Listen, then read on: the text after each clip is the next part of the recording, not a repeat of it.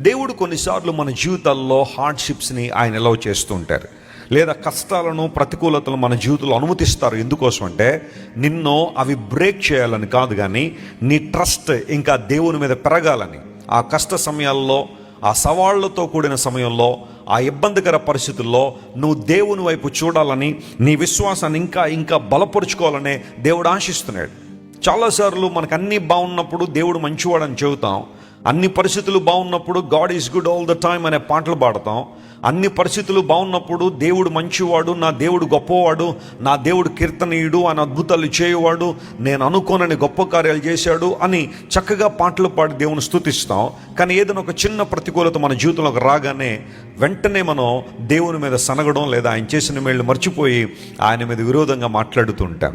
గమనించండి ప్రియులారా, దేవుడు తన అనుమతితో కొన్ని కష్టాలు మన జీవితంలో అనుమతిస్తే అవి మనలను